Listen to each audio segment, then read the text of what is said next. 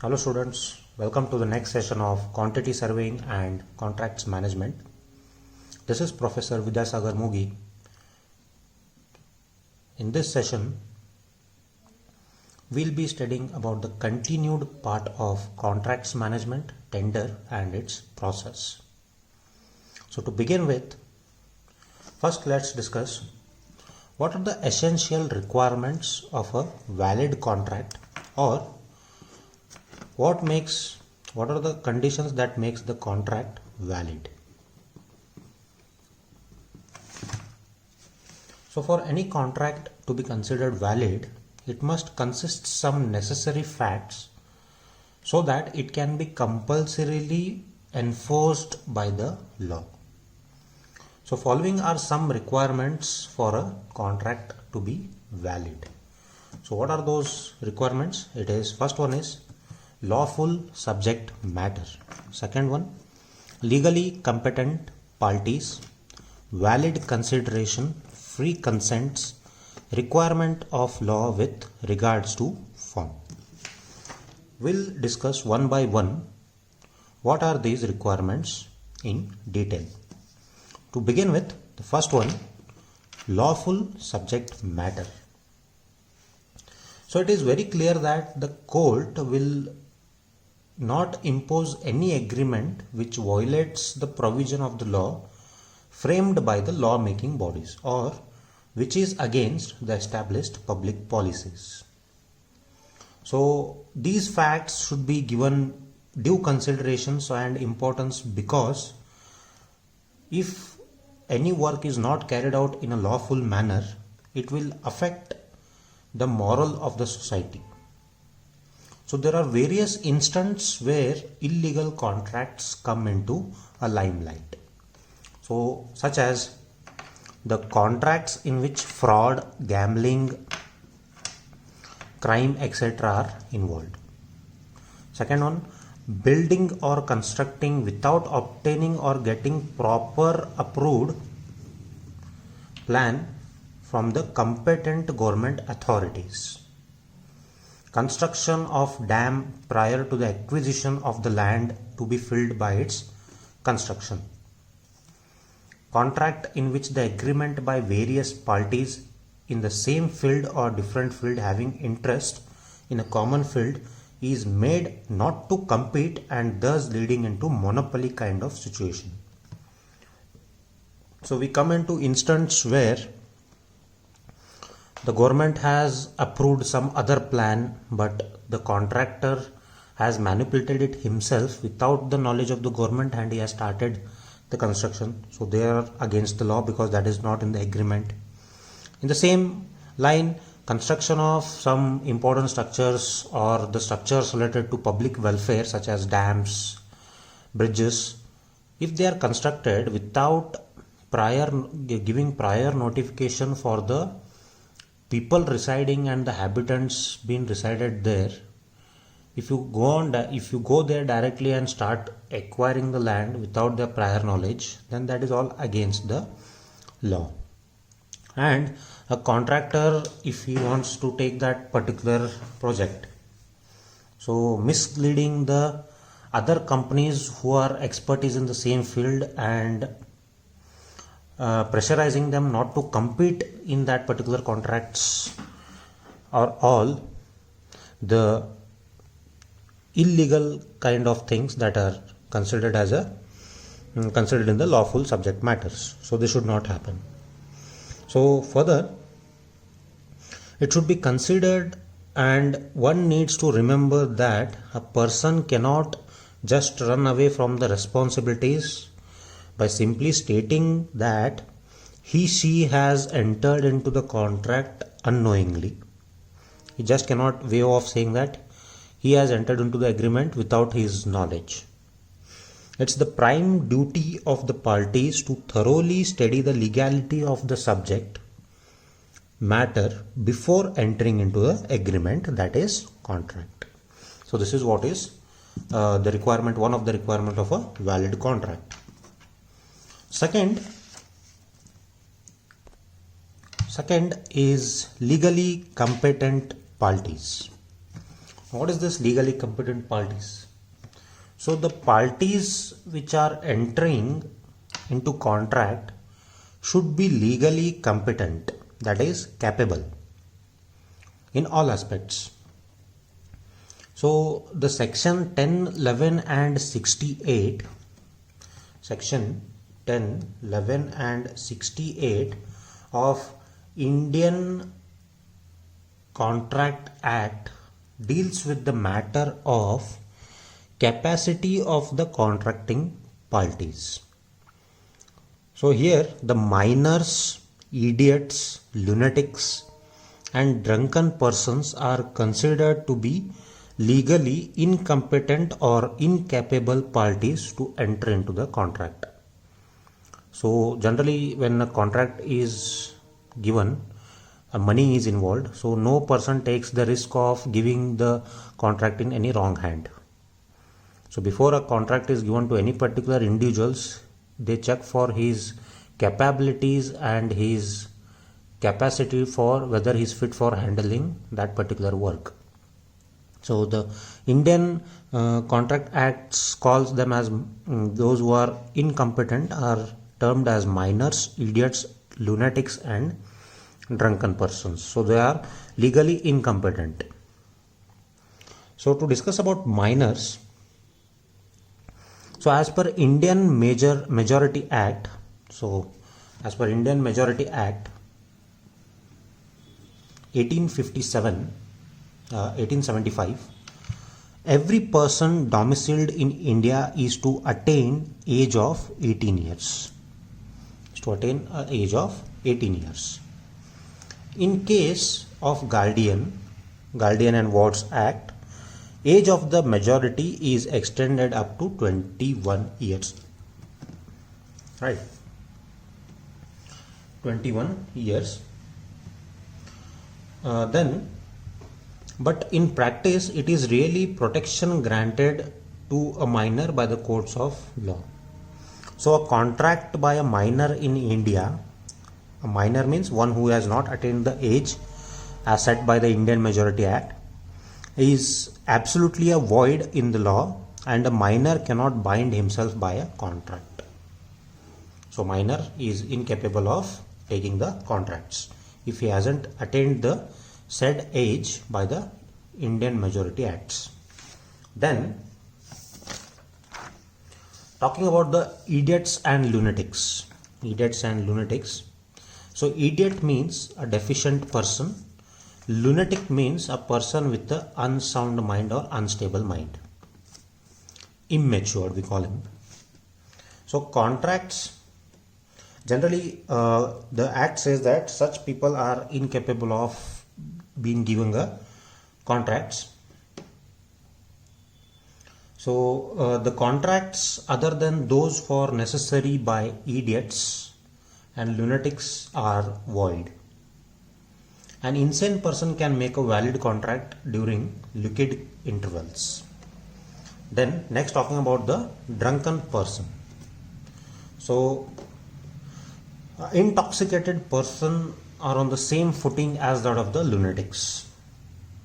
It is possible that the contract made by the intoxicated persons and lunatics may be treated as valid if the opinion of the court such persons entered into the contract with a good faith and also with the knowledge of what they were doing.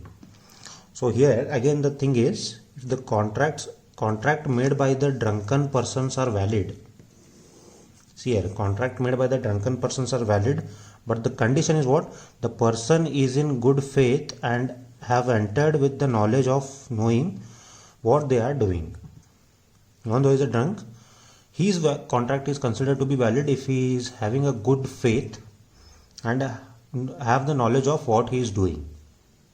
But if the other party knows that the person is so much intoxicated, and she may not know what he or she is doing, makes the contract voidable. With the option to the intoxicated person. Right. So the requirement of a valid contract is what? The person should be competent to take that particular project. So next, talking about valid consideration. So the law assumes that the work under the contract are not done free of charge. They are not done free of charge, and hence to make a contract legal, a valid consideration is essential. A valid consideration is essential. So the consideration in a legal sense, they say that it is an act of promise to do something by one party in return of an act or a promise of the other party. So owner has some act or some work to be done, and the person who will promise to do that work is one party for the act of the promise of the other party. So act or a promise of the other party to do something, and it may consist of paying a definite amount or giving interest. So practically all the engineering contracts are based on the valid consideration in the form of amount of money, and because of this, when the money is involved, this consideration is clearly mentioned in the contract. Sometimes the impossible promises or acts are not entertained by the law, right? So impossible promises or acts are not entertained by the law, because law also knows that because of the absence of the valid consideration, it is not possible to entertain such promises. But a consideration need not be adequate, that is full return of the promise, but it must be something to which the law attaches a value. Though the consideration need not be adequate to the promise, yet it must be competent, real and not ambiguous, illegal, illusory, impossible or uncertain. So law also goes with the law also has an understanding that there are some promises which cannot be made lawfully legal. So some promises that cannot be sustained by the contractor are not considered by the law. So this is what is one of the requirement of a valid consideration. And also, an agreement without consideration is valid, and that should satisfy these following four considerations. An agreement without consideration is valid if it satisfies following four considerations. What are those? The contract must be in writing. The first condition is the contract must be in writing. Second, must be registered according to the law of registration of documents. Third one, must be between parties standing in near relation to each other. Then fourth one is should proceed out of natural love and affection between parties. If these four requirements or conditions are satisfied, then the agreement is done without consideration. So this is the third requirement. The fourth requirement is called as the free consent. If a contract is to exist, then the law requires that there should be a real agreement with the free consent of the parties concerned. So the terms and conditions of the contract should be clearly understood by both the parties. This is very important. To be clearly understood by both the parties. Normally the signature indicates the agreement. So when the terms and conditions are understood by both the parties, how is agreement made? Generally by signing them. So normally the signatures indicate the agreement.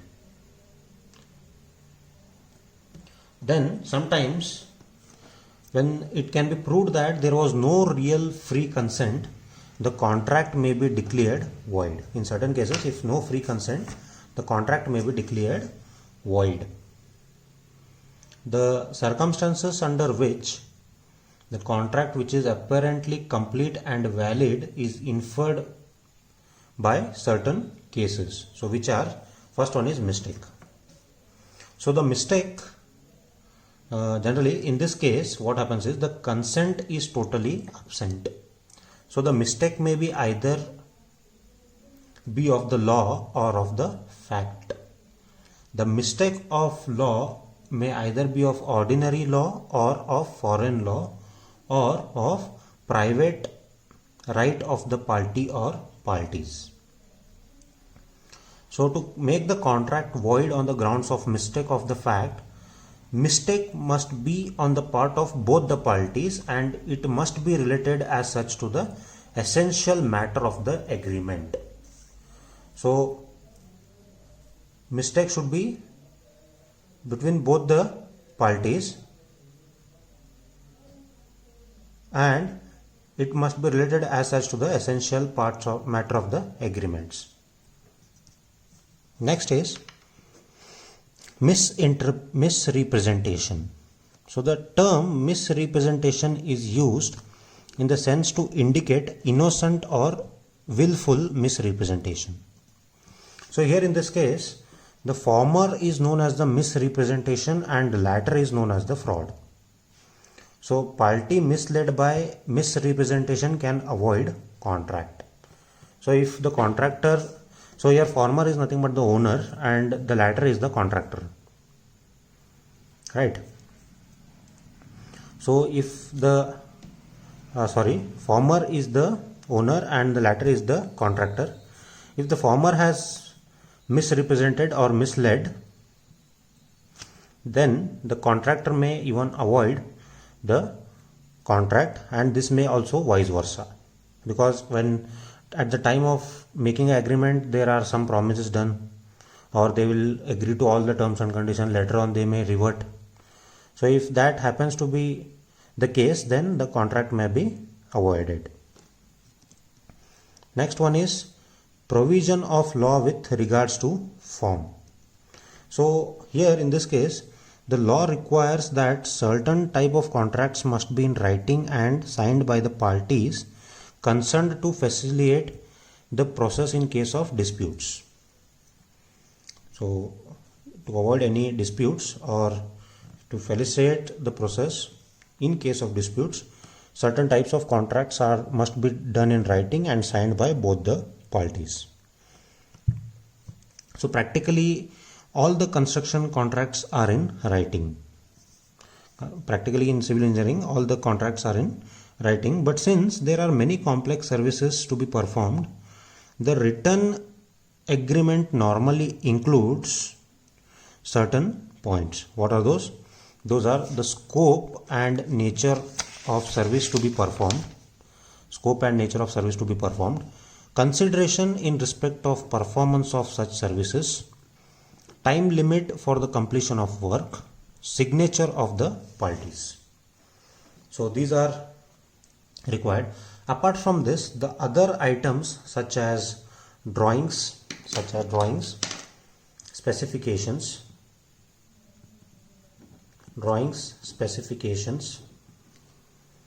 conditions of contracts are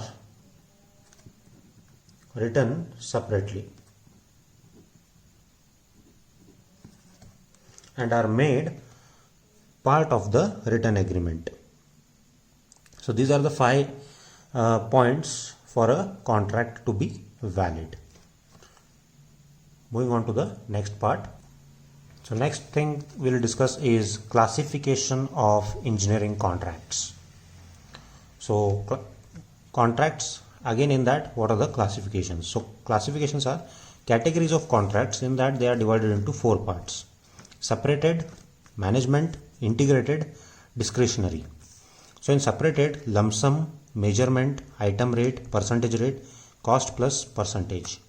Management contract, construction management contracts, design management and construction contracts.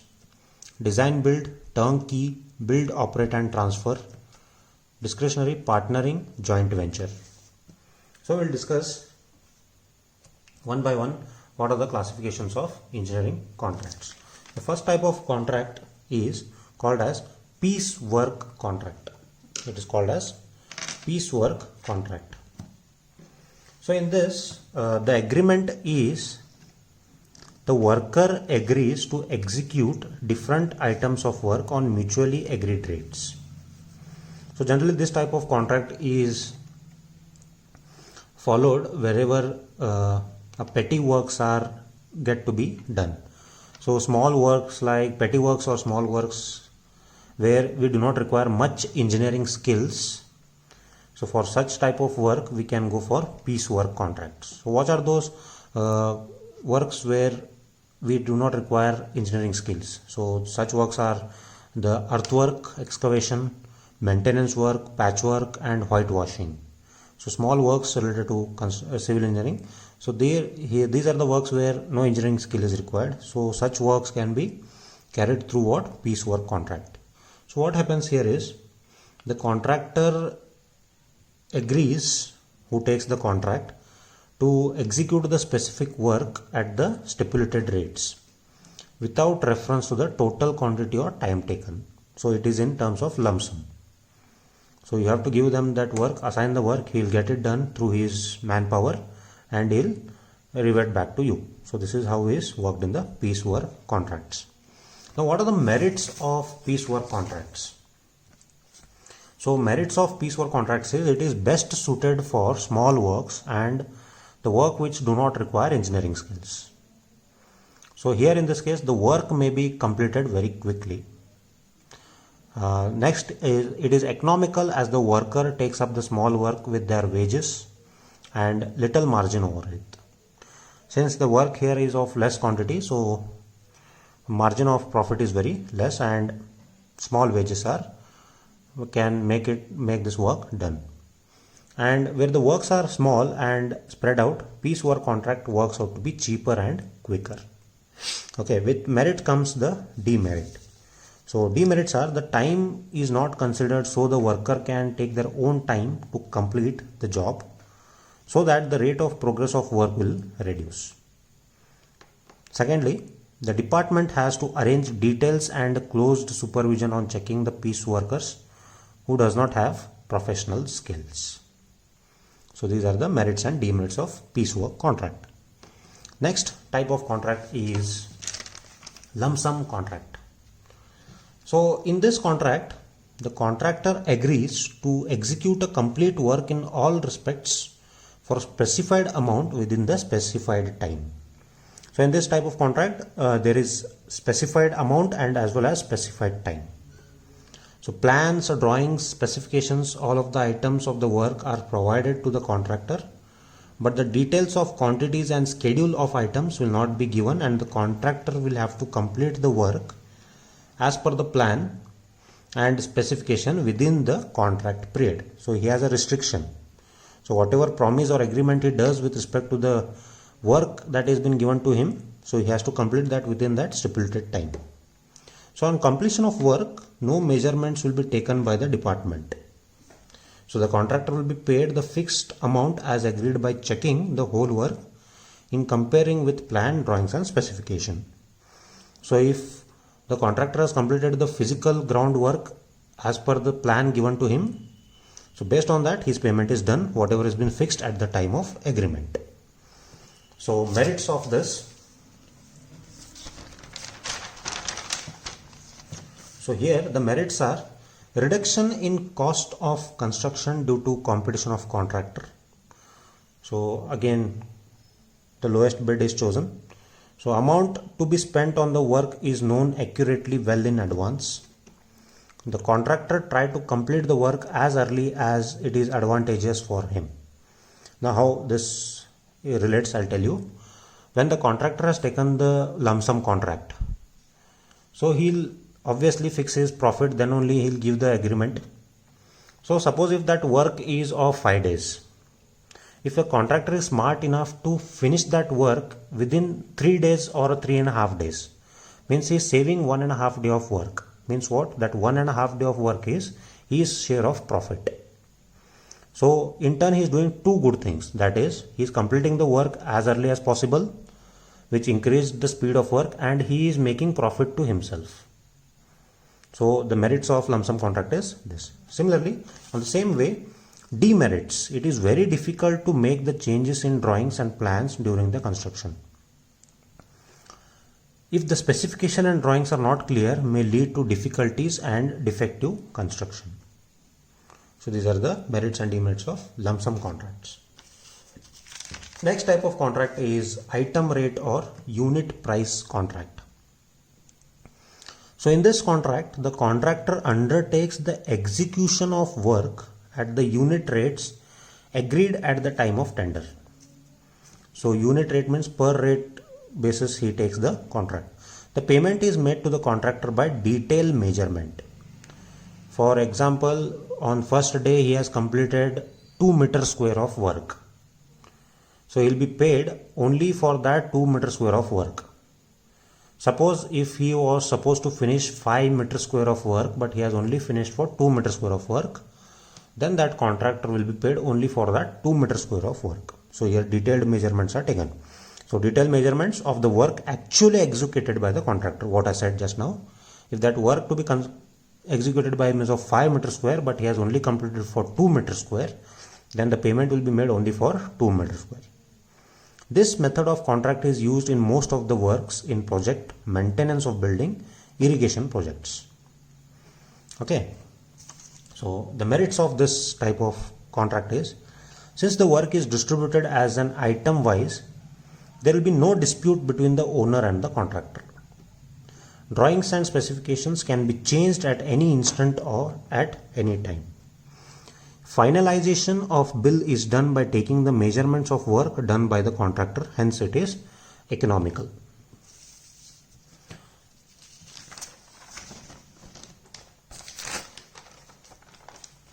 So demerits. The final cost cannot be determined before the completion of work, because see, in merits what we learned, that drawings and specification can be changed. That is, at the time of agreement the plans, drawings may be different, but by the end the plans, specifications obviously may get changed, so you cannot predict the final cost. Then second disadvantage is, comparative statement of item rate tenders is more elaborate and comprehensive and intelligent. Comprehensive and intelligent. So comparative statement of the item rates tender is more elaborate and comprehensive and intelligent. Scrutiny is required. Intelligent scrutiny is required.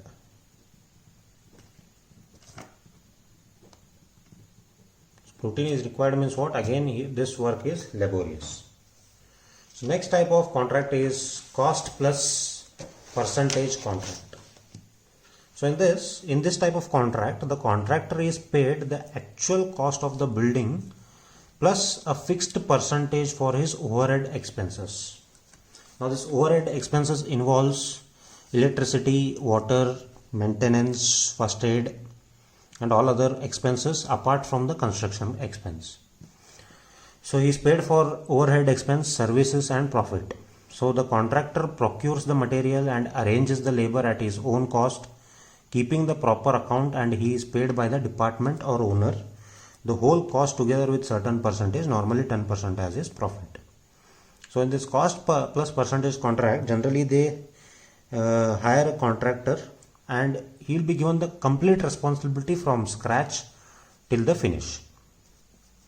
So he by his own should manage all the resources and keep a record of what he is doing, and based on that he will be paid for the building cost as well as his percentage, that is generally 10% of the profit. Now the merits in this case are, there is no chance of dispute for carrying out any extra item required. The contractor can take the decision independently and the work can be completed quickly. So only one head been operated, so he is the person who is whole and sole responsible for what decision he makes, and he is single-handed. So no other heads involved, so work done will be quick. There is no major difference of opinion with the contractor and the owner. So these are the merits. Similarly, the demerits are, The final cost cannot be determined before the actual completion of the work. The quality of work may be poor. And that is what I said. The contractor is a person who takes the decision independently, and it is not that the person who has taken the decision may not be 100% right. He may also go wrong somewhere. So because of that, the quality of work may be poor. It is very difficult to calculate the actual cost incurred by the contractor. The department owner has to keep a check over the labor, material cost and quality of work. So since the complete responsibility is given to the contractor, if the contractor turns out to be cruel, he may manipulate the number of laborers actually working on the site and what he has written in the document. He may manipulate that. Actual numbers of labor required are 4. He may write it as 8. So all those things, they have to keep a record of what are being done on the site. So that is a major disadvantage. Next type of contract is labor contract. So in this contract, the contractor undertakes only the labor portion of the work. So here the contractor is mainly concerned with supplying the labor and materials required on the site. He has nothing to do with the construction process stage, nothing. So his main concern is only to supply the materials and labors. So all the necessary materials are supplied to the site by the his only concern is to take care of the labor supply. All the other things are being done by the department. So necessary materials are supplied to the site by the department or owner, and contractor arranges his own labor to get the work done as per the specification. The contractor is paid for the labors only on the actual quantities of work done measured under the item rate basis. So the amount of work done by the laborers, only that amount will be paid to the contractor. The merits of this: the materials stored by the department are thus utilized. Since materials are supplied by department, better progress and standard quality can be maintained. Demerits: there may be delay in obtaining the material by the department. The large storage area is required to store the different kinds of material, and constant guarding are essential. Theft from storage of material, accounting all the materials are constant worries for the department. Right. So they have to take care of that because it is not a concern of the labor contractor. So again, department's responsibility is increased. Then next type of contract is negotiated contract. So when the work is awarded on contract by manual negotiation between the parties without call of tenders, it is said to be negotiated contractor. So in PWD, the contractors are negotiated only in special circumstances, such as to obtain reasonable rates, to meet the situation arising out of emergency, that is construction of shelters for displaced persons, strengthening runway for national defense at short notice. So negotiated contracts are generally preferred for emergency works, where the PWD government authorities will hire a contractor based on their experience and good deed with the contractors. So they'll call that contractor in person and the work is awarded to him. So the two circumstances are that one is they obtain the reasonable rates, and second one is during the emergency conditions. They follow negotiated contracts.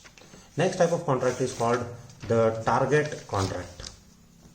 So in target contract, this form of contract is comparatively of recent origin.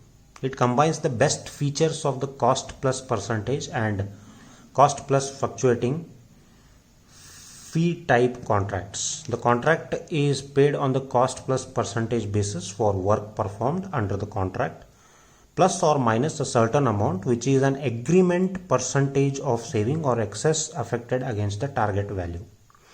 So the target value is arrived at by measuring the work on the completion and valuing it at the rates agreed to earlier. So these are the 7 types of contracts that are generally followed before taking up a project. So this was all about in this session. Hope you like this. Thank you very much.